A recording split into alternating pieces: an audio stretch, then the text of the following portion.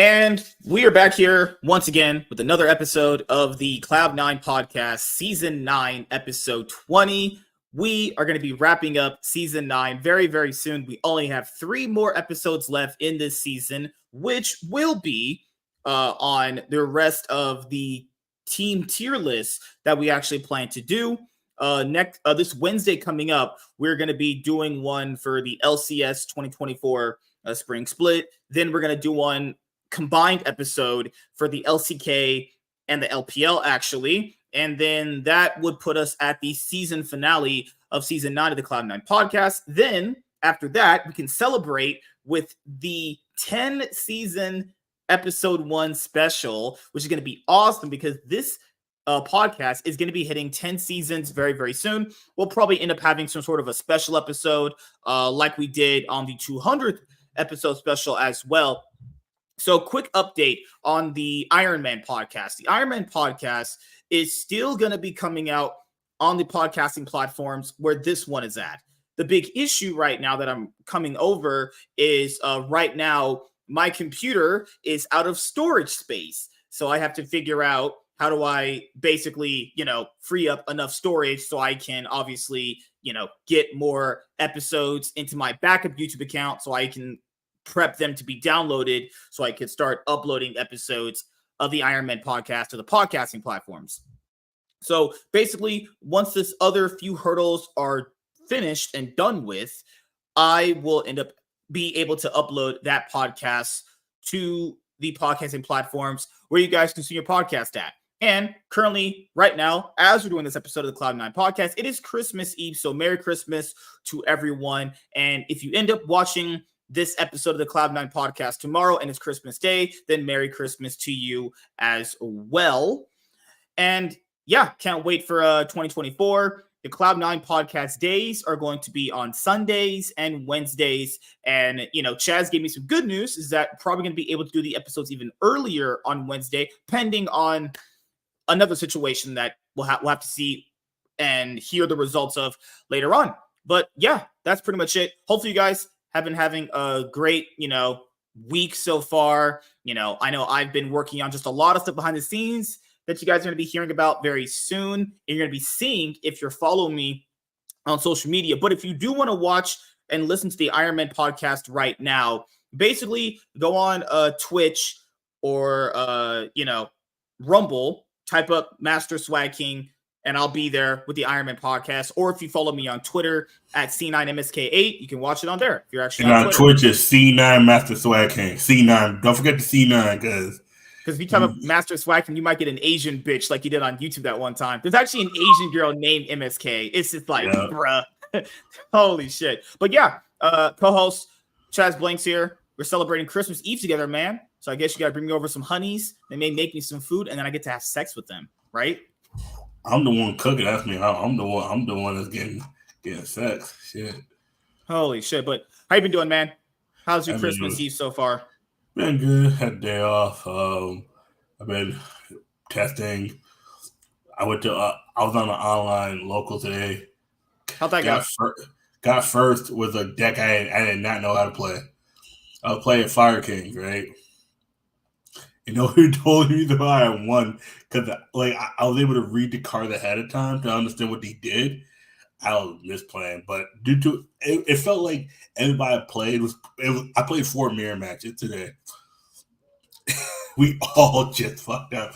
The only difference was I literally just took the cards out of the structure deck, and then I just found like 7 cards from my Flunder East deck and put them in there because surprisingly, there's a lot of level 1s in and a lot of level 4s. I just took them there, put them in there, played it. Pretty fun deck. I'm telling you this structure deck though, it's not like with the crimson one that Jack one Atlas synchro one. Yeah, that one. I feel like that's beginner friendly. Dark World was like intermediate if you understand how chain links work. This one, you actually have to put time and effort. It's not a little Timmy 6-year-old could go pick up. He would mess up his deck so bad. This is one of those, a budget player if you already have DFL started, you just go and pick up this $30. Pick up $36. And dude, that's what I've always asked for, because I really do feel like it's blatantly useless to print structure decks that are going to be worthless that no one can play. Because that little Timmy's going to want to play at locals. You don't want little Timmy out there getting blown out by every single player there. Give little Timmy something good. I mean, hey mom, this structure deck's good. I can play my older brother. Definitely if Jared Fogle there, then Jared Fogle there, you're gonna be another kind of blowout, and we ain't gotta Subway eat fresh. Okay, eat fresh what? Eat fresh what, Jared? Yeah. I saw your Twitter with all those people talking about, them kids look. First of all, if someone comes up to me and says my kids look, if someone comes up to me and says my kid looks delicious, we're fighting right there. What? You said what? Okay, all right. Catch these hands. The only thing you about to eat is a fist across your damn face. And for anyone that consumes this podcast on the podcasting platforms, like we always say, thank you so much for giving us the time to watch and listen to us talk about League of Legends. And I know our biggest platform right now is Amazon Music, which is pretty much dominating the podcasting markets where a lot of our viewership is. League of Legends, I can't wait for the season to start again. As you guys know, I'm very passionate about the teams that I support, and it just, I get a little angry sometimes when I know they can play a lot better than that and they lose at very crucial moments. I know like a lot of people are going back and forth on how like JDG kind of failed in 2023, and people need to understand, I look at Worlds a lot different than a lot of people do. Like I look at it like Worlds is definitely the penultimate thing, but I don't think winning. I don't think just going through the entire year and just blatantly losing is also good either. You want to have a team that is not only dominant domestically, but can also potentially win internationally. And now since MSI's format is way better than what it used to be, that's going to be a whole lot more legitimate now, So that's my thing here. Because like this guy was doing he gave some fucked up math. He was like, between Spring Split, MSI, and Summer, that accounts for like 40% of the year. I was like, no, brother, that's not how that works. Worlds is literally 1 month out of an entire year. The others, that would be like, I'm not really good at percentages, but that would be like 80-20 if we're being completely honest here. Yeah. So it's actually more advantageous to win everything else than it is to win Worlds. But what makes a great Worlds caliber team and any player in general is players that play good on the day. But just because, like, okay, so T1 definitely beat JDG, right? They definitely did. Yeah. JDG also beat T1 too. And a lot of people are going to go, did JDG go in the match and just straight up choke, or was it T1 just a lot better? We told people before the event, what did we say? Do not count out Faker. Never count out Faker at an international event. But he just came back and, you never count out Faker. He's definitely proven that, All I said about T1 is that he wasn't their best player. It was definitely Zayusin, Owner, and Carry and Gumayusi, but I thought he had a great Worlds himself, And it's also crazy that people thought T1 couldn't bounce back when, guys, just a year before, they were in the World Finals. Like, literally, they beat the shit out of every person last year, too. This is potentially one of the greatest League of Legends roster ever, but it's also potentially the biggest choking roster ever. I don't know how that works, but it is what it is, I guess. They finally got it done. But yeah, man, you ready to watch League in 2023? 2024. We already watched League in 2023. Yep. But what's up, Mr. Majnon Yan? I cannot pronounce. I'm sorry. Yes, I did. I watched the Team Heretics game and I watched the G2 game. I mean, I think Red Bull Gaming can improve on this next year. Like I talked to Chaz about this on one of our league streams we were talking about. They need to make sure that if you're going to do this in December, okay? Then do it when the rosters are complete. So that way you give a lot more hype to the event. Oh my God, you have the newest G2 roster against the new T1 roster. And can we fight more teams? You have this new BLG roster with Knight versus like Fnatic. Oh, can Fnatic get their revenge this time? That's a lot more hype. It really felt like they kind of scrambled together to get the tournament ready to the point where they just kind of just were like, fuck it. This is who we can get last minute. Next year, I would like if they can put in a lot more. I get it. There's no stakes. There's nothing involved with winning these kind of things. But just, Bring some more hype teams. No one gives a fuck about watching ERL teams. Despite what people tell you. Don't believe that. No one gives a fuck about watching those guys. So no one's going to give a fuck if you have this random like ERL roster that no one's ever heard of. You know what I mean? Like, why would you want to watch K-Corp with this roster when you know this K-Corp roster is not the roster they're playing with in 2024? These are people that have to go on stage and they know they're not even on the team. I think K-Corp makes sense. I think all the teams made sense. I think the issue was that they had T1 run a gauntlet like this. Like, these motherfuckers barely got done winning World. And then you got a gauntlet back to back to back. Yeah, and the win that G2 got came off the back of T1 playing like 8 hours on end. No breaks. A break between the games. It was like a 20-minute break between each game. But like, let's be honest here, dude. That is just not enough. Yeah. You pretty much go pit to get your dick sucked in 20 minutes. Like, good lord. Oh, and you know that old FKT 80 carry Bang that a lot of people underrate and then overrate? There was an article out there being like Bang was super underrated. Do you know who it was by? His wife. Oh shit. If that's not a conflict of interest, his wife wrote an article about why he was the most underrated player on like SKT ever or some shit, which she laid out some great arguments. I don't disagree with her, but it's like when you start reading by how these, like who's actually writing these articles, it's like, oh, so you're saying that Sneaky was one of the most underrated ADCs ever. Who wrote that? His mother. Oh, wow. I only wonder why. It's like if someone said Sneaky was the best ADC in LCS, and then it was written by Meteos. It's like, really? Really? like that's why we joked about saying like double if anybody writes an article about double, it can't be Lena. It can't be Reginald. Can't be Biofrost. Oh God, no! Biofrost. And we know Biofrost likes to choke on, yeah, can't be Biofrost, can't be Aftermoon, can't be Core JJ. These motherfuckers. Biofrost got his neck so far down his throat. It's kind of funny. Holy shit! Oh God! It's like, you know how Doublelift is having his retirement video and he's talking about having kids, and it's like, dude, we know who you're talking about. You could just say it right there. What is wrong with you? You fucking moron. Lena said she wasn't. No, we know who it is. You're talking about Lena. She probably, the minute you were done with the video, she probably got on top of you and told you to put a kid in there right there. Trust me. There's women like if you gotta make a video saying that and retire and all that. Trust me, she probably jumped on you right at that moment. It was ready for you to put a kid right in there. Because she probably got on top and had him put his fucking dick as she rode him reverse cowgirl. Now, I also apologize if there's any grandmas out there with their kids in the back seats listening to this. But as you guys know, there's a lot of conflict of interest fuckery bullshit in the LCS. Well, on a lot of these leagues too. It's like, did you know that Riot would have people get hired to esports teams, and then when they would lose their jobs at esports teams, if they would like have massive budget cuts or go under, that they would just go back and get work at Riot?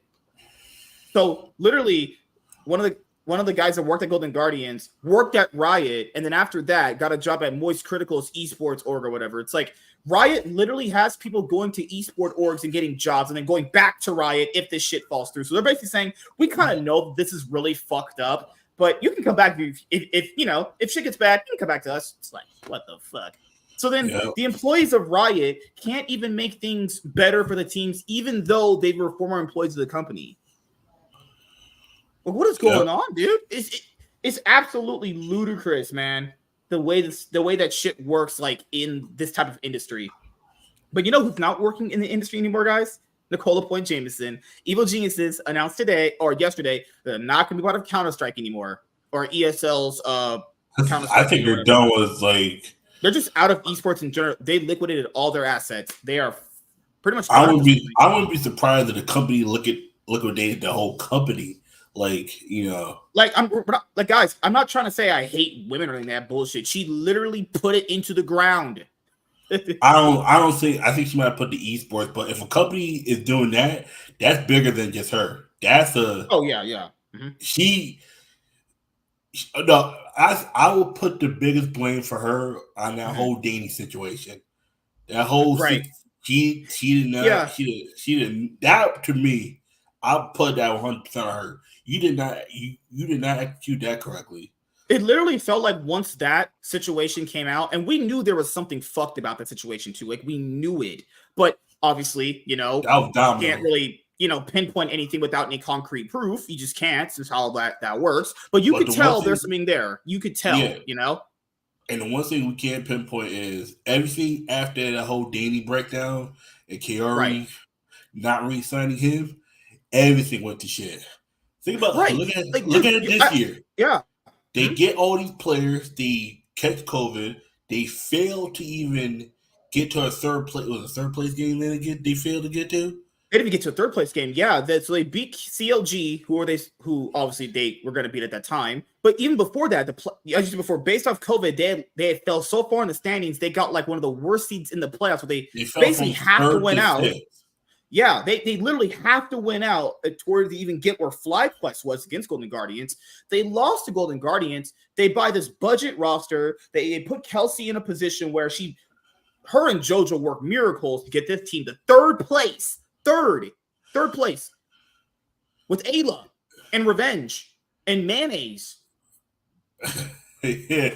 And then Third. This is how bad the league was. That dog shit roster got third in the regular season. That's terrible. And then the crazy part about all the casters saying, "Oh, this team of rag team players, they might be better than we saw." I was like, no, they're not. No, this is just basically Joseph Pion is carrying corpses over the grave. Well, besides Unforgiven having the occasional good game. Unforgiven having an occasionally great game when Ayla's not throwing. Like, let's put it for when dude, that's the thing, man. Is they were the worst. They weren't like the worst bot lane in terms of play. They were the worst bot lane in terms of synergy. Oh, yeah, Ayla can't synergize with anyone. He can't synergize with Unforgiven. He couldn't synergize with Prince. I'm saying that his synergy with Unforgiven was slightly better than the one with Prince. The issue with Ayla is he sometimes just doesn't know what he's doing. Like, and that's just the simplest fact. He just doesn't know what he's doing sometimes. And people's like, but he's still better than some of the other supporters. I was like, barely. Like, I love how people use that. He's better than the other dog shit players, guys. That doesn't like if you ever say it to anyone, they're about to be like, okay, and being better than another dog shit person is not a flex.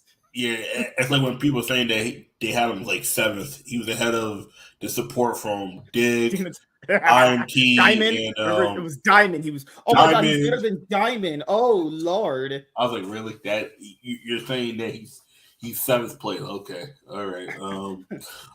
I'd rather have him than Boosie. I'm like, oh, okay, that's not saying much because you got one that overthinks, you got one that underthinks. Ayla doesn't think enough. Boosie overthinks. He overthinks the play and it gets immediately blown up. Ayla doesn't think enough, and next you know, he's dead or he can't help his ADC because he's too far behind. He's 3 levels behind and only has one item besides shoes after 6 minutes. It's like, if you look at it, you're thinking, okay, this player has to be better than he is. You look at him with Prince, you're like, wait a second, Prince was great with Winsome. The synergy was there. They actually knew, they both knew what they were doing. Ayla, it was like, they both knew what they were doing. They both knew how they wanted to play the game. They also understood that, well, Winsome knew that if he got Prince to a point in the game that he could basically take it over, right? Also, Winsome synergized with Spica very well. Winsome synergized with the mid laner very well.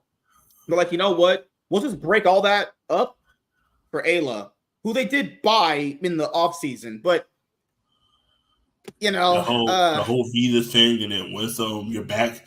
That's like the whole definition. It's a Tom Brady synergy. When you realize your backup is better than your starting person, in a sense. Right? Somewhat, not really, because Tom Brady was on the team. All right, guys, let's go. I know you guys wanted to talk about the LEC, and we are. So we'll do this for the LCS next week, but this is going to be our LEC 2024 Winter Split Team Tier List. All right, so I'm going to be sharing my screen right now. Don't worry, I have all the rosters in front of me, and if I don't, I have the casual video next to me anyway, okay? So, a few things you guys should know about coming into this offseason is Excel has been rebranded to Giant X, okay? They're not going to be Excel anymore. It's just Giant X. Koi Isn't that the same rebranded. thing? Giant X is XL, extra large. Giant, large means giant. Okay, that's like doing common math, like common core math. Where it's like the whole thing where you say, "Why did you do this to do this when you could have just done this and save yourself money and time and energy and body parts?" If you guys remember Koi, who literally was Rogue. Literally, to the surprise of nobody on this planet, they went back to being called Rogue. Yep. So, Koi, who was Rogue, is now back at Rogue, and then XL has been rebranded to Giant X. Rogue feels like Prince.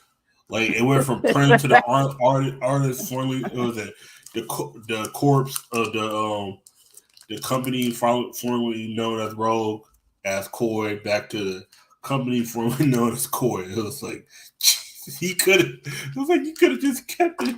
You could have just kept the name and then just switched the logo or something. It's that thing of like trying to it's that thing of like trying to five-head the whole fucking thing of like, I'm smarter than I actually are. It's like, no, you're not. You can just keep it the way it is. There's a familiar branding with it.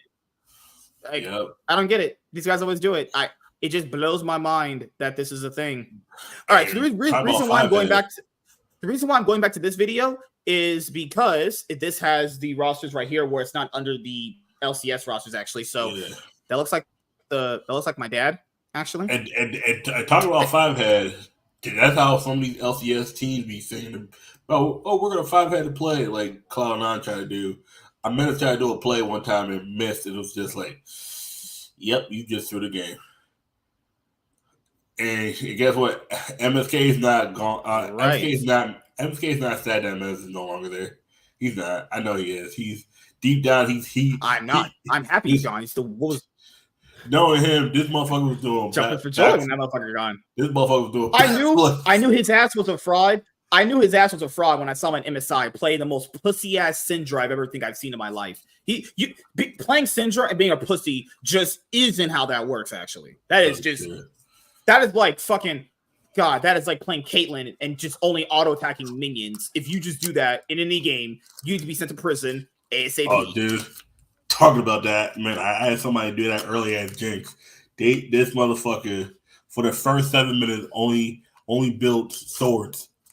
Didn't build nothing. He just built 3 swords. I'm just sitting there. No, 4 swords. I'm just sitting there like. This nigga fucking miss rockets, and then this motherfucker decides to build 8. Motherfucker decides he builds 180. I don't know, it's just rest AP, does no damage. I was just like, I was like, okay. Merry Christmas to you two adjusting. Michael, I wish I could slap my eye with 2 spoons, and it's that simple to get better eyesight. Yeah, that's true. And Merry Christmas to you too, Michael. Merry Christmas, Michael. All right, so I know everyone's been talking about the LECs getting stronger this year. Here's my opinion about that specific take. I think it'll be a bit better, and by a bit I mean like it would go from like 7 to like 7.5. If I'm being honest here, the LEC was pretty bad last year, guys. Like really bad, and I don't think this winter split is going to be that much different.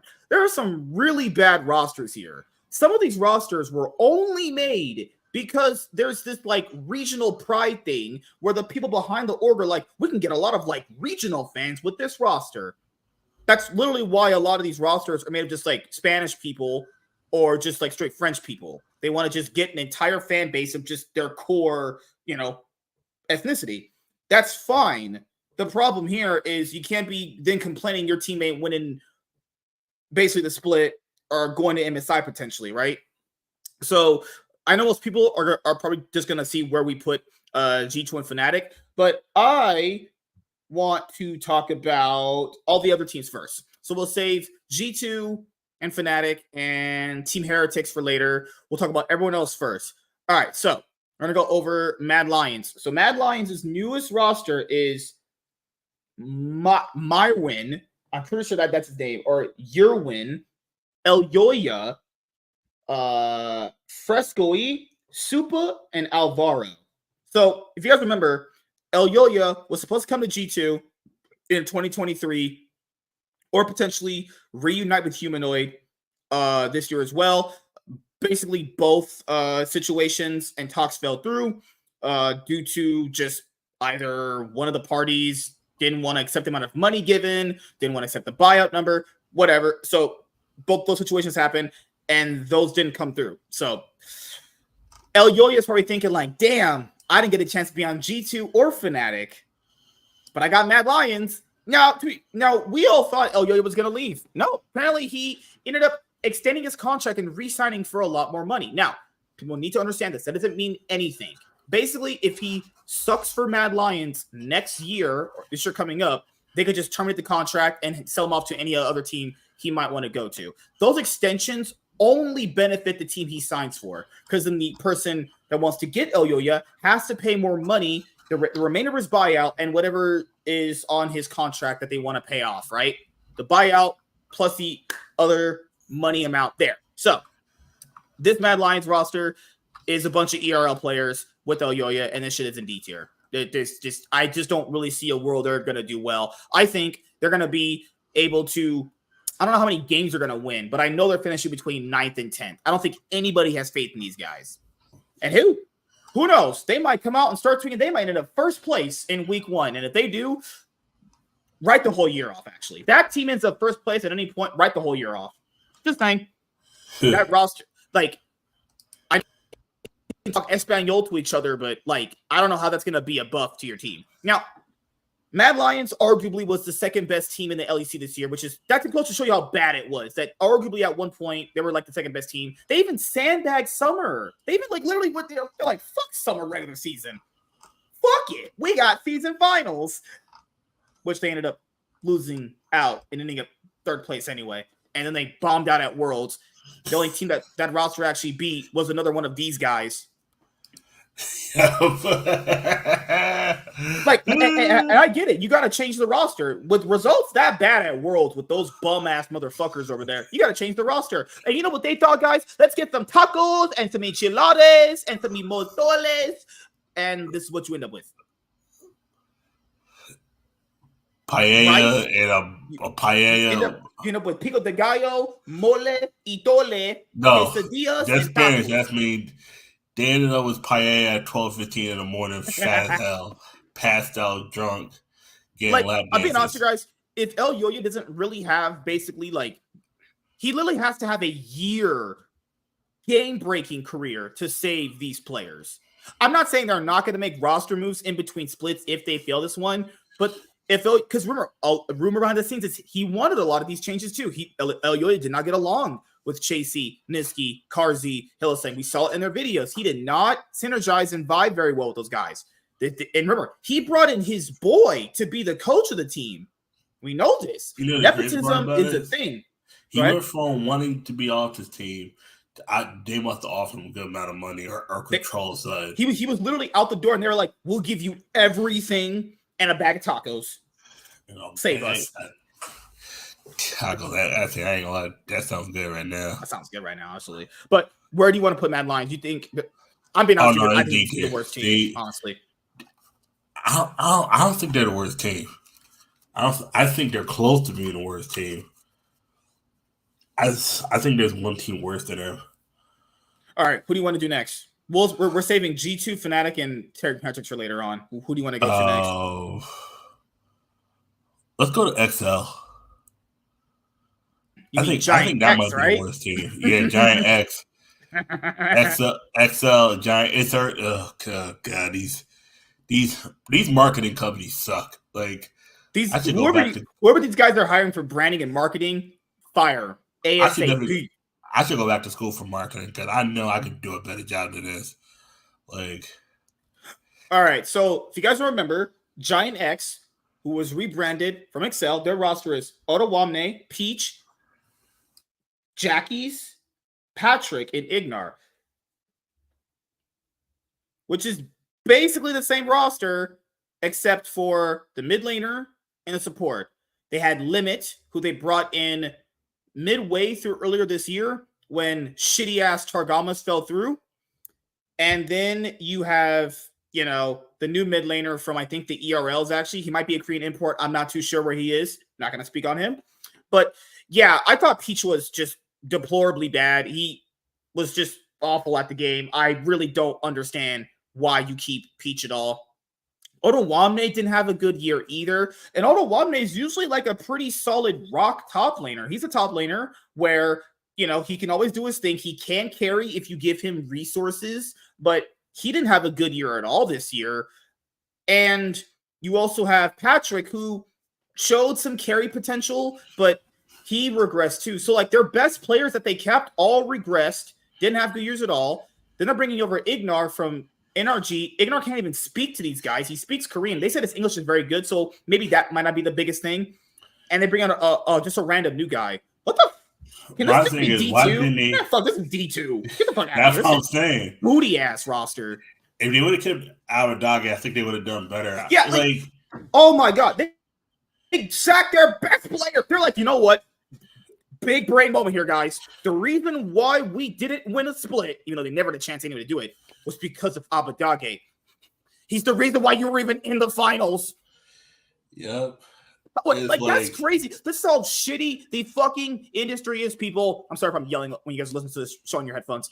A person like Abadage can come into a team when you have to play with Peach as your jungler, get you to a finals, and then your coaches are like, you're the problem. The guy that got us to the finals. Burn. Get it. What's a Joker did in The Dark Knight? All you care about is money. This city needs a better class criminal. Lighter, fluid. Yeah. Burn this shit to the ground. They actually sacked their best player for no reason at all. The only reason I can think of that they got rid of him was because he might have had, maybe he was asking for too much money. And if he was good, you pay him. You just give him that money. Maybe he wasn't the leader they wanted, because a lot of times that happens too. All that clout you come with, all that, Oh, a lot of people are very like result-based analysis, which can and cannot be the best thing. Because like, I guess for them, they're like, oh, he might have carried us to the finals, but he didn't win us the finals. That kind of bullshit, right? Same thing that happened with Crowny on BDS too. Crowny performed on BDS, they got rid of him. So, but once you get to BDS, the whole thing with Crowny is a lot deeper. Apparently, it's a lot deeper. Okay, and that's the thing is, how can I have faith in a freaking org when they sacked their best player because he didn't win in the finals, even though they never had a chance to win that finals anyway? There's literally nothing you can do, especially when your jungler is Peach. You can't talk about winning titles with a jungler Peach. Come on, what are we doing here? So yeah, XL, I have in D tier. I think they'll be a bit better than Mad Lions because they do have some value of name players that can get them a few wins. All right, let's go to Warren's team. Warren's team is SK Gaming. He likes SK Gaming. They're keeping their team is basically, so they have a relevant from this year. Isma, I thought it was Asma. Niski, who was on Mad Lions, Fnatic, Cloud9, Splice, and Exekick and DOS from this year too. So they keep the same bot lane, and they basically just swap out their jungler and mid laner, actually. Yeah. I think they'll be an average team, if I'm being honest here. They'll be all right. They're all SK Gaming are always in this tier. They're always like borderline in or out of playoffs. They're always just okay. They haven't been a title contender since like we started watching League like years ago. They haven't been good for a long time. But people are like, but Niski was on Mad Lions. Niski was one of the reasons why they were winning games at all. So, but he's also one of the reasons why they lost a lot of games too. That motherfucker can win you a game, then he can end you a game too. Remember those silence games he had where he had like giga monstrous leads, not just against like Xiaohu or LPL mid laners. He had them against LEC mid laners and would literally just overstep when he wouldn't need to, and then just grief the whole game. Like, bro, why, Niski? Why are you doing this to me? But their bot lane of Exekick and DOS, I thought Exekick was pretty good, but DOS, I don't think is a good support at all. I don't know why they're keeping DOS. They're probably, we'll just keep it because that's the same synergy. To me, it'd just be an okay team. Irrelevant is a fine LAC top laner. It's not the best. He's not the worst. He's just all right. Yeah. This is just going to be just an all right team. If they do punch above their level, it's not going to be because of anybody else but Niski or Irrelevant having some clear defined games where Irrelevant, you're the tank player, okay? And Isma, you're a tank player. That's it. because outside of Exekick and Niski, I don't know who else is carrying. So, also sorry guys, I don't think there's any S tier teams in the LEC. Most LCS and LEC teams, I don't really put an S tier rank because ain't none of the motherfuckers S tier in these leagues. All right, so there's one team I will put as number 1, but not S tier. All right, let's go to. You said Carmine Corp? All right, Carmine Corp is Cabochard, Bo, who was on Team Vitality. As you guys know, he was the hyped up Asian mid laner who basically ran it down for 3 splits straight. Seiken, I've seen Seiken. He's Upset, who was also on Team Vitality with Bo. So maybe Upset saw something in Bo. He's like, I want him as my jungler. Okay. And Targamas, who is arguably one of the most shittiest supports I think I've seen in my entire life, not being hyperbolic there. He's actually horrible, and he still has a team. This guy wouldn't just play like absolute shit on Excel. And Carmine Corp is like, we wanted nobody else but Targamas. All right, you're talking about winning the split. Okay, cool. Their coach is going to be Yamato Cannon. As you guys know, Yamato Cannon definitely did some pretty good stuff with the teams he's been on. He's definitely got them to be at a better level than arguably what they should have been, you know? So I've been around for Cabochard's career. He's actually a pretty good top laner. I don't know how he's going to be coming back to the LEC. He hasn't played in the LEC since like 2021 spring. Actually, when go figure, another Vitality roster crashed and burned. Do you have any hope in Bo? Because I know a lot of people's opinion on Bo right now is, well, being away from Team Vitality will make him better, but it's like, I don't know. He was playing pretty bad for the most part. Like, he's not like mechanically bad. He's not like stupid, but if he gets into a point where he doesn't believe in his teammates, he just blatantly runs it down. I don't know if there's any reason to believe this guy is going to be so much more better than he was on freaking Team Vitality than he'll be on like Carmine Corp. People forget the reason why Bo did well on FPX was because he had Doinby, who notoriously plays around his jungler, and the team at the time of FPX bought into making Bo their carry. They really bought into how strong he was. In North America or LEC, those kind of things don't apply here. So, like, yes, the way you should play League of Legends over in Asia does not apply here. It's also the reason why we don't win anything either. But I honestly don't know how I'm supposed to feel about Bo. I think he can play a bit better than he did last year, but I don't think it's gonna. He would have to have some massive MVP level split for people to start believing in this guy again. Seiken is just awful. I've seen this guy play in the LEC before. Who like he's gonna come back and do better based off what he was like complete shit when he was here. There's no argument to make for that guy other than, oh, he beat up some ERL mid laners. Cool. Don't know how I'm supposed to take that, honestly. Upset, he is one of the best ADCs, but Upset has this thing where any team he's on, at a certain point, they just crash and burn.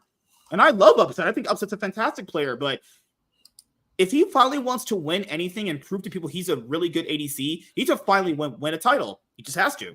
You know, he's been to Worlds before, even though he had one where he had to go back home because his wife was in danger, apparently. You know, had a big drama. He had a big drama with Adam. I'll explain it later. But I don't know. How do you feel about Carmine Corp? This looks like hot shit. It's definitely hot shit. But it's like good hot shit, the one you feel good about pushing out, or like that cold shit your butthole just clenches as it pushes it out. Oh god, that's the worst one because those are the ones that hurt. I mean, like, you need them one way. I feel like this could be a little bit better, but I don't know. I feel like it's like I feel like if the pieces came together, if you're envisioning how the team should function, it could work. But I think because they have Targamas, they're gonna be C tier because he's terrible. That guy is trash. Like Upset and Targamas, if people say Upset's hard to work with, I don't know how Targamas is helping that. Like Upset really only wanted to play with supports that he respects, like Hylissang. I don't know if he respects Targamas because that is just not good. I'll put Carmine Corp in C tier. Who do you want to go over next? We'll do let's do Vitality then. All right, Team Vitality. who came into the LEC the same year as G2 and has basically just done the opposite. If we lived in Bizarro World, G2 did everything, and Team Vitality did not, actually. Yep. All right. So where is Vitality? I forgot their roster, actually. If it's a bunch of French players, like I remember, throw that shit in the doo-doo. Is Photon still on there, or did he leave? They keep them both on. Yeah, you're right. So it's Photon, Douglas, Vetio, Karzi, Hillisang. Oh, yeah, I remember this roster. Oh, yeah. Okay, so Photon was the best top laner. I will give him that. Yes, he fell off a little bit, but if you're in his position and you can only speak the language that your native tongue, and you can't speak to none of your teammates, you quite literally can't do anything. And then, honestly, and then they import a jungler who's Chinese, not realize the Chinese or Koreans. Definitely different. Dude, literally, if people don't know, this week Genji was gonna go to China to have a fan meetup, but since the Genji social media manager called Taiwan part of its own country, they canceled. That's how technically Taiwan is its own country, even though yeah. It's just they didn't like that. They implied that they weren't their own country in their tweet, so they deleted it, and that was a big fiasco. So, all right, I thought Hillisang, for the most part, ran it down so hard this year. This guy wasn't even trying this year. And the thing is, he wasn't even trying this year, and somehow won a split, got his team to Worlds, and he was second in Winter. Yeah, but they sandbagged Summer. Something with this guy just makes people just play way better than he does. So he'll play like absolute shit, and he's playing that bad, so everyone else just has to be like, okay, you might be smart at the game. Everyone says Hillsang is really smart at the game. You might be smart at the game, but you are complete dog shit about everything else at this point now in your career. Karzi was, I think, Mad Lion's best player throughout the year, if talking best player from Winter to even just throughout Worlds. Who's he at? Vetio? I don't know what's this hype around Vetio. I think he's just like all right. He only got that MVP in 2022 because he was on a Misfits roster where literally if he didn't do anything, he was just so valuable to Misfits at that time where he didn't do anything, they're trash, right? Yeah. But we saw Vetio on XL this year. He was bad. Like we saw him on Team Heretics. He's not good. I don't know where I would put this Team Vitality roster, honestly. If they can somehow unlock Vetio, maybe they might have a good split. They have Karzi and Hillisang that should get you some wins. I probably would put him at like C tier, honestly. I think they'd probably be like right there. And they have a new jungler named Douglas. I don't know about Douglas, actually. What do you think about Team Vitality, he's not even new. He started the last week. He was the guy that they replaced in the last week for Boat. Oh, okay. Yeah. Yep. All right. So they're gonna give this. So they think this guy has some talent, and they're gonna give him an entire split. Okay. Yep. Most of the team is gonna get carried by Karzi and Hillisang. That's with Hillisang playing like he's a retard for the most part. Good God! Did you see that guy play with Con at World? Oh my God! That looked like our fucking ARAM recons trying to go in and make plays, and he just kills himself constantly. All right. What do you think about Team Vitality, man? Man, they're gonna be in the middle. They're not gonna be the worst team. I think they could be the worst team. I don't think they will though. That would be in typical Vitality fashion. If they were the worst team, it would just feel like every split since 2016 for the most part. Okay. Let's go to who else is left? We have BDS. Let's do BDS. All right, BDS. Their roster basically is literally just the same one, except they got rid of Crowny for Ice. That's it. The roster's the same. They literally just swapped out their ADC, who arguably was the reason why they were even doing anything this year with Adam. Adam had a great Worlds. I don't doubt they should have got rid of him. He definitely improved himself at Worlds. Very good. Cheo just didn't exist at Worlds. I don't know why you keep him. Nook existed only in play-ins, but reverted to a legit pumpkin in the main stage. He was like, "Oh my god, Asian mid laners with fat dicks nope, must play reserved. Nope, can't fight LPL or LCK mid laners, but he'll definitely fight the PCS ones." Like, what? Brain do you have? Who else do you have? And you have Lebrov, who is just as bad as Targamas, maybe worse. Yeah, LeBron was non-existent. Oh my God, Adam was their best. Adam went from being questionably one of the worst players to be their best player. Yeah, I was like, oh God, see, this team lived and died by Adam. If Adam, if Adam was behind the top lane, the whole team was done. Mm-hmm. I was like, damn, it also came down to a point where, like, if Adam didn't pick Garen, Darius, Set, or Olaf, I don't know where this team would be. Because if they gave this guy Renekton, he looked like his actual head rolled off the stage and it never came back. He looked like he played Renekton like he just did some hardcore crack. You can't give him Sion. He can't play Sion very well. So he can't play tanks. He can't play carries outside of the ones he's good at, which are like fringe niche picks. And that's their best player. I think they'll be an average team. At worst, because you don't have Crowny, you're like, let's be honest here, they punched way above their actual level this year. Yeah. I don't think this happens in 2024 for them. It might happen in a random split like it did this year in 2023 in spring, but I don't think like Team BDS is going to have the same level or show that same level now that Crowny's gone. Or who knows? Maybe if he was a guy who potentially might have, like, I don't know, soured the mood of the team or brought down team morale or whatever, or maybe was hard to work with, they might play better without him. But is Ice going to be that much better than Crowny to the point where you needed to actually upgrade him? I don't know. What do you think, man? Yep. What do you think? You thinking BDS would be C tier? BDS is C tier. They're C tier.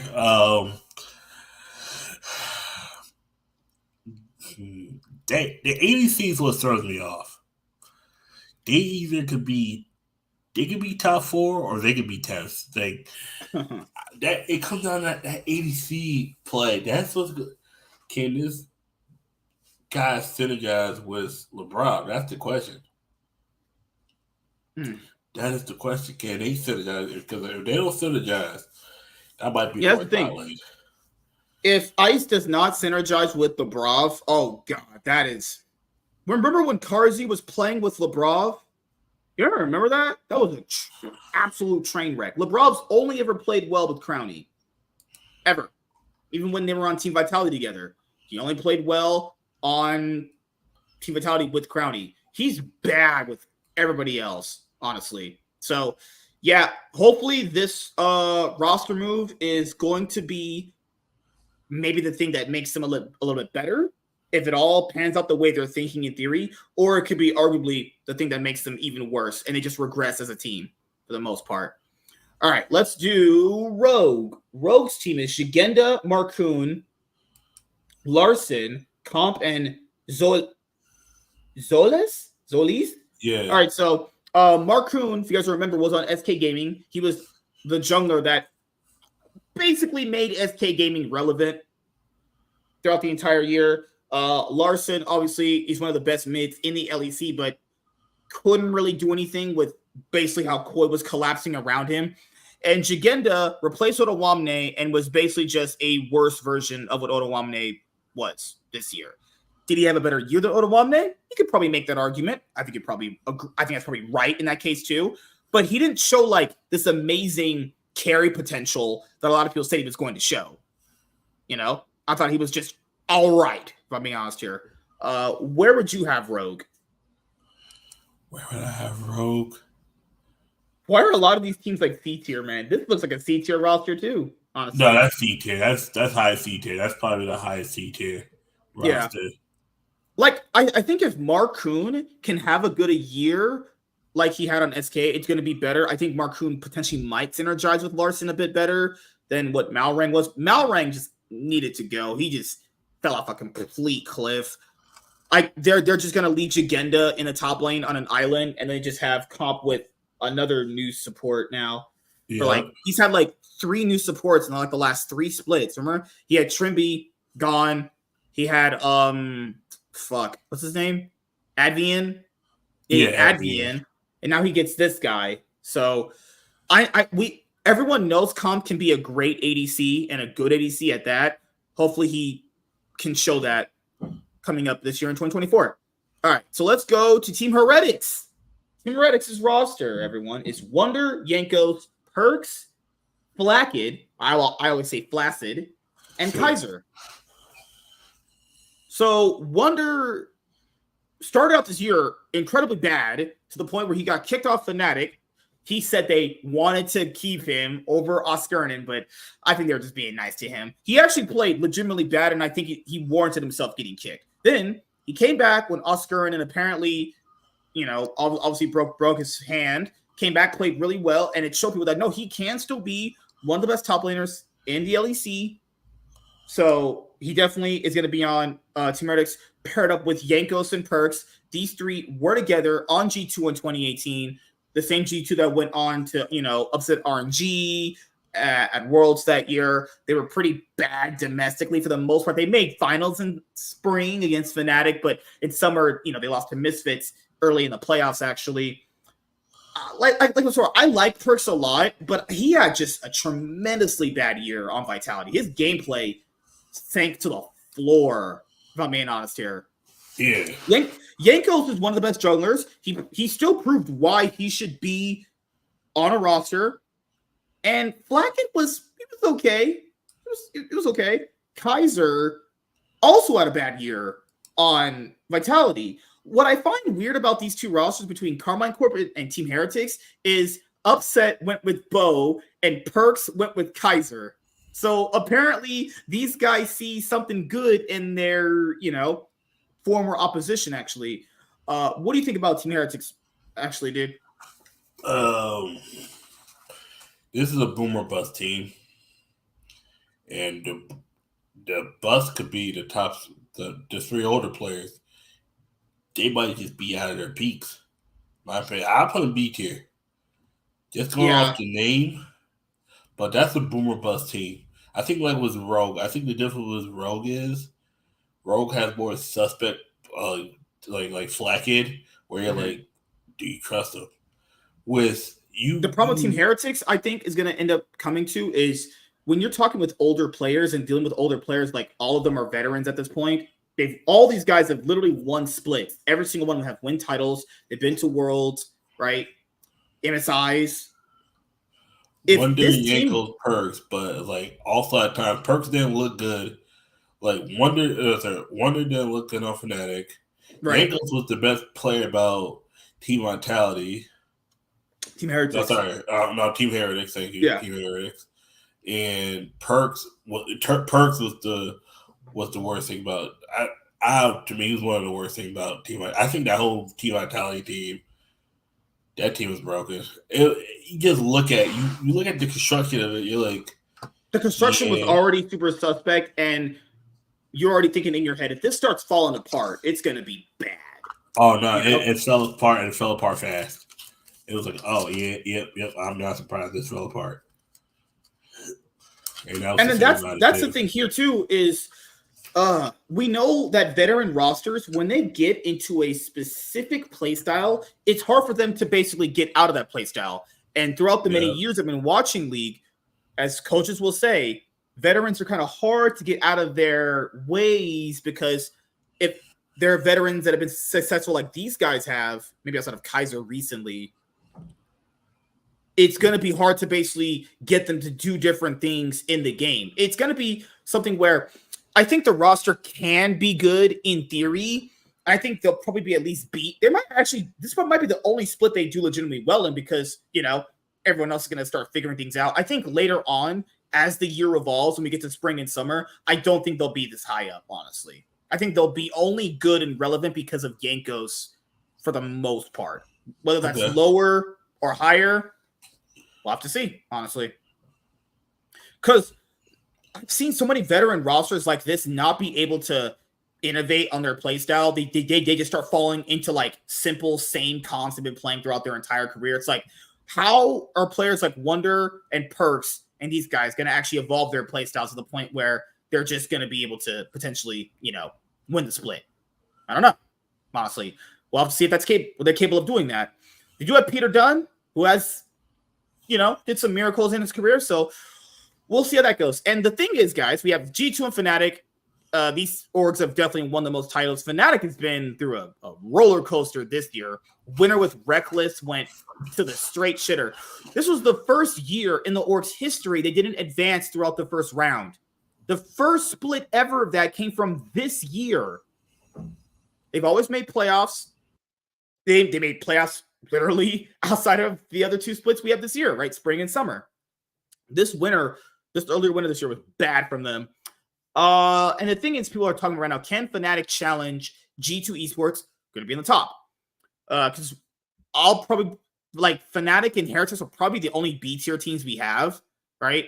Fnatic's roster is literally just the same, except they got rid of Trimby for Jun. Jun was on DRX at one point, and they put him on their academy team. So, what do you think about Fnatic, dude? I think they'll be good. The problem here is I think their ceiling will never be as high as G2's. That's just my thing. But so I also believe that when you're looking at how Ofterinen started playing for Fnatic. Oh, sorry about that. So Oscarinen came in, looked pretty strong.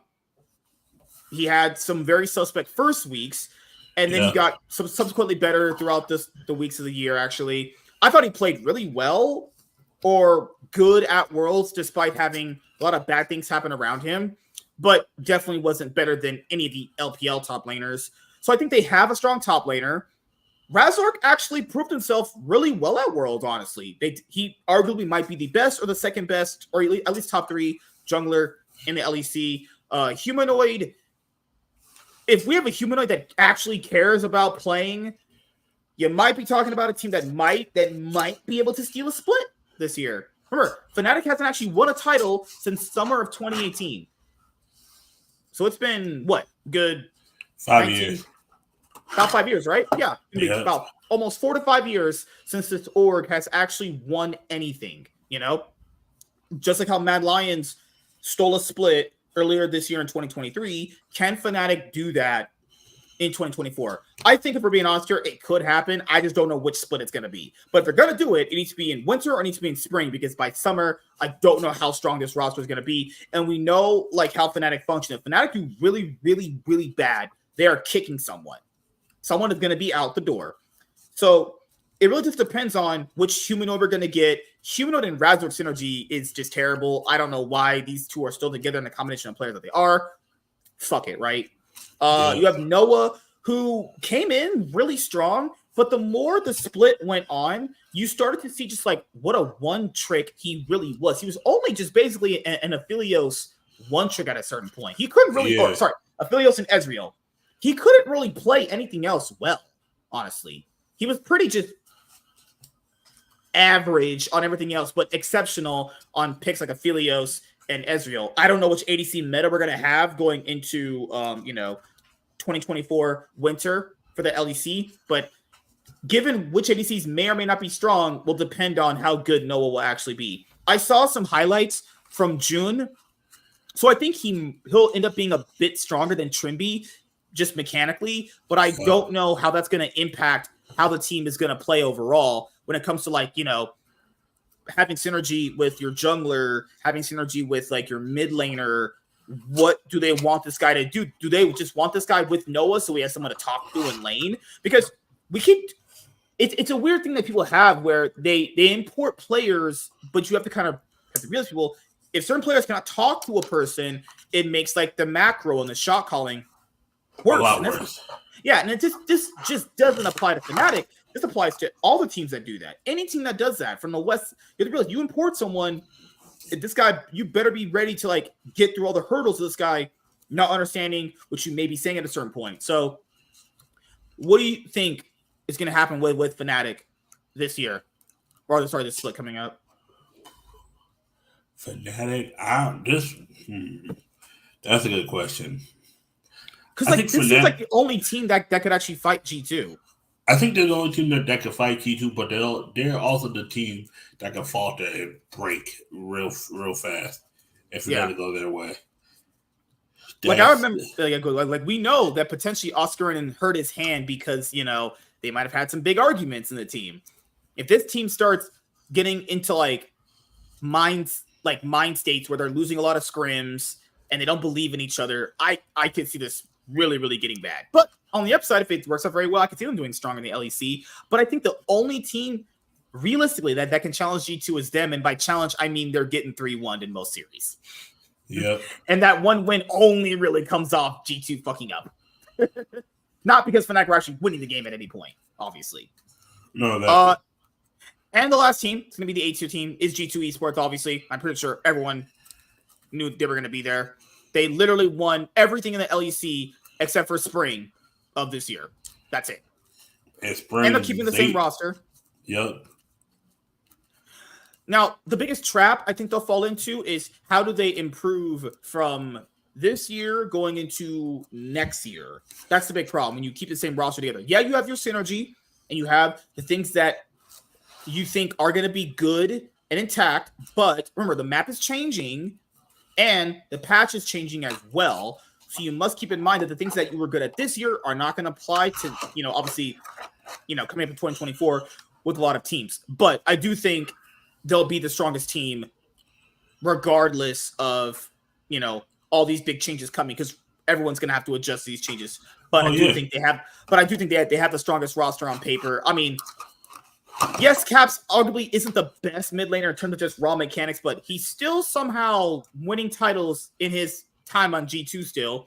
Broken Blade, was a weak point of G2, but it ended up becoming like the best top laner in the LEC, just sort of stomping people in most games at a single point. This is going to be Yike's second year. Yike and Caps' synergy is going to be probably their weakest point of their team still with their roster. I think this year is stronger. I think. I hope it would be. I hope. And they have Hansama and Mickey X, which arguably is the best bot lane in the LEC. And by arguably, Mickey X is literally just shit stomping on kids out here.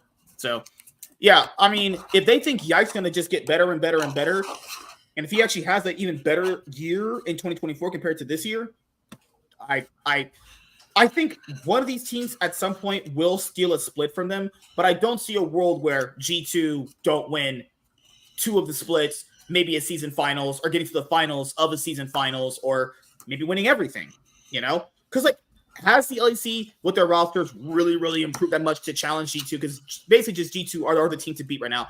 I'm not talking about a team randomly winning in some BO1s. Like, who gives a fuck about that, honestly? I'm talking can you see another team lift the goddamn trophy? And it's obviously going to be Mad Lions. The only 2 teams I can see that could beat them are the B teams. The teams in B tier. I can't see anybody that just comes out. Like, the only way they do it is G2 just decides not to play. That's it. That's pretty much it. Like, I don't see any of them beating them. Yeah, like if G2 comes in with maybe like some bad draft preparation, or they have a bad read on the meta, maybe that specific week of a very important playoff series where you get knocked out if you lose potentially, or who knows, maybe G2 gets knocked into the lower bracket of the whole best of 3 scenario where you get knocked down and you have to fight your way all the way up to win the whole split. Maybe that's their chance, but the only way I could see a team right now beating G2 is if they have a much better read on the meta than G2 at this moment in time. And even if that's true, are we expecting that team to carry out that level of momentum throughout the entire year? I don't know if they have the caliber players to do that. So, yeah, that's going to be our LEC 2024 Winter Split team tier list. Just a little recap for everyone who may have just come in watching. G2, Only team in A tier because I don't think the Western team has any S tier teams. B tier is Fnatic and Team Heretics. C tier is Rogue, Team Vitality, Team BDS, SP Gaming, Carmine Corp, and D tier is Giant X and Mad Dockles. Giant X, aka XL. Extra large, Giant X. Oh, Lord. But yeah, it's been a crazy offseason. I mean, if we're being completely honest here, a lot of these teams just wanted to save money, which is there's nothing wrong with that. But then you can't be mad if people are power ranking your team at like ace. Then, that's just kind of par for the course. I understand teams want to, save some money and be able to sell off that good player for more money to a top tier or potentially when they're doing some massive buyouts or that team potentially may want to spend big in an offseason. But some of these rosters were only made because they were the same ethnicity as the person that owned it. That's it. Mad Lions has a roster full of just Spanish people, guys. That's not a coincidence at all. Remember earlier this year, there was that guy who got mad at Niski because when he smiled after they lost to T1, he was like the face of a champion and the face of a loser. Remember that? Oh, Lord. Just saying. Also, if they're trying to appeal to their regional fan base to try to activate them to potentially spend more money on merch, watch their YouTube content, that can be a good thing. But some of these regional players are awful. So let's see how that goes. But yeah, man, speaking of YouTube, before we head out of here in about 5-7 minutes, actually, you got any plans for YouTube coming up in 2024, actually? More content, but no definitive plan at the moment. Yeah. Right now, I'm mostly this man said he was coming back after the little bandless video he did. This man literally pumped out a video right then and there. So this man saying shit like he can't get videos out. What the fuck? You got one out immediately when that shit came out. What are you saying? I know you can put out videos when you want to. You don't feel like doing it at the moment. I mean, that too is the Pokemon. I got a Pokemon video coming out. I got 2 Pokemon videos and a Yu-Gi-Oh video. You know what it is too? That one, no editing. A lot of these no editing videos are easy to pump out. Because I'm trying to get better with editing. That's what I'm doing. That because I got a pack opening. Oh my god. If anybody saw my post I put up there, I pulled a QCR at locals. Oh my god! It was the first pack I just opened it. I put a QCR followed Albert. I put the picture on my YouTube, and then after that I opened some packs. Yeah, I should have a box opening coming soon. Once that box comes in, I should just probably pick it up this Saturday. It's not hard. I think what it is too is I'm just so focused, practicing Pokemon and Yu-Gi-Oh, that I just I'm not I rather just focus on other stuff. I'm like, okay, because the ban list one was I looked at the ban list and then I looked at me playing. I mean, we talked about it being a big list. Most lists at the beginning part of the year are usually big ones. They usually have big lists at the beginning part of the year and toward the end of the year usually has a decent sized list. Yeah. But big lists are usually at the beginning of the year because they like to do a hard reset before the newest stuff comes in. That's how it always generally is, Because how's locals been? Did you go to locals today? I forgot you can't. It's Christmas Eve. It closed. No one was there. That's why what we did is we just did it online. We did the webcam thing, but only 6 of us showed up. I ended up winning. I ended up playing 4 4 mirror matches. I remember earlier in the episode you said you had already you actually got second place or you won first. Yeah. The only reason why because I guess I'm a faster reader than everybody. Pretty much we all just play Fire Kings. I think I ended up playing a Trapigate build because I already had Trapigate cards, and I was like, okay, let me just put the cards together.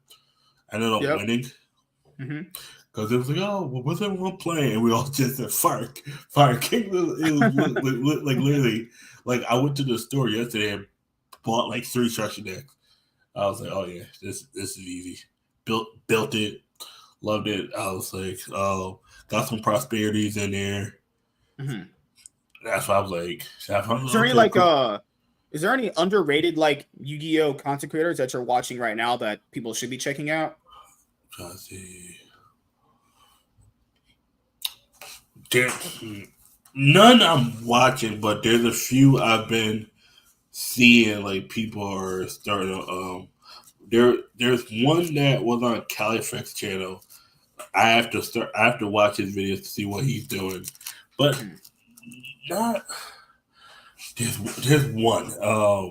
Bash 10. All right, he is like I think I want to say a salad subs. He might have a little less. Bash 10 YGO. I think he's. I have to go look for him because he had a deck profile of what you gonna call it of Fire King. A lot of people have Fire King. Like I'm looking for because I was looking to see one without the Sinful Spores because it's like the minute I see Sinful Spores, I just turn off. I'm like, because that's a $300. It's a $357 engine for 4 cards. I can just stay in Pokemon with that. It's like I saw Rogue Heroes video. He's getting better with it. I saw his deck profile. I saw rev cards. I'm just glad there's a new structure deck that's actually pretty good. I always love seeing that shit. And guess what, guys? I was gonna make another one that's probably gonna suck. There's no actual balance with what these guys do. It's just, hey, we made something really good. A lot of people like that. A lot of people are spending money on. You know what? Let's make the absolutely most shittiest one we can possible to the point where you don't spend any money on it. It's just like, what? Why would I not want to spend money on a cheap structure deck to actually win? Like, as people pointed out, if you made structure decks that are good and they're affordable, that just gets people to play. If people think they have a budget option, and if they don't like the budget option, that'll incentivize them to potentially maybe get more money to actually get an even better deck. But you can't even play or even have those options unless you have a good structure deck. Good structure decks in any format is amazing, and I always will advocate for that. I can't believe there was years, dude, where we got like 7 dog shit ones straight. I hate it. Yeah, I mean that's the thing though. The reason why we get 7 dog shit straight ones is because the source it also is based on the archetypes they're choosing too. If archetypes plus two of those were ones we voted on. And by the community. People like give the community more power. Yeah, in some cases you don't do that. You know, you can't give the community the power because they're going to troll. And that's the sad part about it. It's like we knew they were going to troll, so they're not going to troll, and then they troll, and you're like, "Yep, yeah, they trolled us." Oh God, can't believe Yu-Gi-Oh fucking players are like, you know what? We have Madolche, Trap Tricks, better archetypes. You know what I want? I want Ice Barrier. You know what? And Konami knew it was shit and made shittier support. To be fair, we ended up getting a Trap Tricks one anyway that actually was pretty good. So, you know, we could have had a Dolce one, but Dolce literally had a bunch of regional tops. That was still doing well, even with the newest support they had gotten in Savage Strike and Dark Neostorm. Those were like 3 cards. Imagine an entire structure deck. It could have gotten better support. All they did was we put the new cards in the sets, in the Attorney Code and other stuff. Right? Yeah. We had a Madolche Salon. Princess and Glass Souffle. Why can't we just get more of that in a structure deck? I think we have a minimum of 2 competitive structure decks a year. I think there should be no shitty structure decks at all. There's no need. That's a waste of money for the most part. It's a waste for them to print it. No one buys them. And people only get them for the reprints. Reprints of cards we've had 1 billion times though. You know, there's just no incentive for them to be bad structure decks ever at this point. People really, you see a response. People can get a budget deck, play it at the best level, and just add stuff to it rather than, hey, my options are playing 2 elements, Flunderies, and Exorcister. But you also can play or Sprite, right? Or you can play, you know what, Ice Barriers. Yeah. And be like, oh look, I got first place at my locals ice bears because no one knew what the hell he did. You sat out a trap card that says if your monsters are not water, they have no effects. It's like, I just think it's such a waste of money to print a bad one, knowing people aren't buying it. Guys, I promise you, there are ice barriers structured at cases at your local Walmart and Targets that are unopened and ain't no one selling them or buying them shit. Not even Dollar Generals that buy discounted merch from these stores to sell in their stores would buy that to sell their own people. That's how bad it is. It's actually Yu-Gi-Oh! Locals right now waste. got a bundle. Not Yu-Gi-Oh! My Pokemon Locals, they got a bundle where they try to give away certain decks. I was like, dude, no one's gonna buy this one. People only want the Dark World one. And he's trying to bundle it with like 2 other shitty structure decks because no one's gonna buy it. I'm just like, this. And the thing, if they make bad structure decks or anything of that nature for local card stores like you have, they can't sell them. They're printing money, losing it, and selling it to stores who are gonna buy it and then make no money off buying it. Too. It's just this loop of like, you make bad products, people aren't gonna buy them. People bought the Traptrix one. People bought the Fire King one. But the thing is, the store buys them. That's mean they already made their money. The store buys them from the distributor. The distributor don't give a fuck. He unloaded all that dog shit. Yeah. Like, you want this? I don't for sure want this. But yeah, we're gonna end up heading out of here. We will have another episode of Cloud9 podcast Wednesday about 9:30 PST. We had to start a little bit earlier because I don't have No, this week is fine. So we'll have it at 9:30 PST. We're going to do the LCS 2024 Spring Split Team Tier List. Talk about how great Immortals is. Yeah, I can't wait, people. But anything you want to say, man, before we head out of here, actually? The LEC is going to be a weird... Oh, Bastion YGL, that's his name. Okay. Yeah.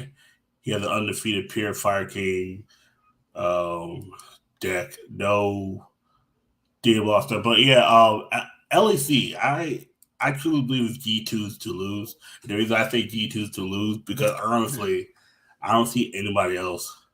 I don't see any other team getting close on. The only team I could see beating them is Fnatic and Team Heretics. And Team Heretics is like still a hardcore coin flip about what level is Perks going to show up in. You know, it just all depends on him. If whatever level Perks and Kaiser show up is gonna be dependent on will they be that definitive B tier team or if they're gonna be arguably a really suspect team. Actually, I could easily see that team having a really, really bad regular season, but then getting it together in the best of 3 stages. Actually, all right. And as we will end off this episode of the Cloud9 podcast, make sure to watch and listen to the Cloud9 podcast on wherever you watch and listen to your podcasts. Thank you so much for giving us your time of the day to listen to us talk about League of Legends. And the update on the Iron Man podcast is I am working very hard to get it up on here. It will be up here sometime in 2024. There's another podcast to digest, but if you want to listen to it right now, follow me on Twitch and Rumble and Twitter. Rumble, Master Swag King. Twitch, C9 Master Swag King. And you can watch it on Twitter and follow me on Twitter at C9MSK8. And also, thank you guys for checking out this episode. Like I mentioned before, we're almost done with season 9. And thank you for all the support you guys do give. Merry Christmas to everyone and have a happy new year. And I'm going to start ho-ho-hoing with my wife. And remember, hit the like on your favorite audio, wherever you listen to your favorite audio podcast. Make sure you hit the like button. Leave a comment. Let me know how you like this stream and share it with a friend. 10 seasons. Oh, I can't wait. Oh, remember what Invader said? Invader said 10 seasons. They'll let anything on the air now. It's like, well, thank you. God, that's what every time we talk to you guys or I talk to Chaz, I give you guys, hey, I just got laid today. Well, I guess she must have been desperate. It's like, okay, all right. Can I get any wins here? Can I get any wins? I remember one time I said, "Oh, you and Linda finally admitted that you loved each other." He's like, "Oh, I don't sleep that dirty whole bag." I was like, "Jesus Christ!" I would have. Oh God, this fucking girl will message me on Christmas going, "I have nowhere to hang out. I have nowhere to go." I'm like, "Girl, I'm busy. Like, You what? see, the difference between you and I be like, oh, you can come over and hang out because You mean come hang out over. like your dick hanging out in her mouth, Yeah, you sicko. inside of her. Oh, that's gross. I'm gonna pull It's that gonna out be and start hanging all licking right. it. It's gonna be all right. Never mind, I'll shut up. Okay, thanks for watching. Thank you guys for watching. We'll see you guys Wednesday. So the last thing to say, the goal of the podcast is to basically, upload all of the Iron Man podcast episodes all at once. And that way, at that point, when we get done with this show, or if I get done with an episode of the Iron Man podcast in 2024, this is a goal I want. I upload an episode of this show. And at the same time, when the Iron Man podcast is over, I can upload an episode of the other show. I want basically coming out, new episodes coming out at once from the shows. And it's going to be a lot of great things coming up in 2024. So be on the lookout for that. See you guys later. Have a great Christmas and New Year's. And I am MSK, Master Swag King. We're signing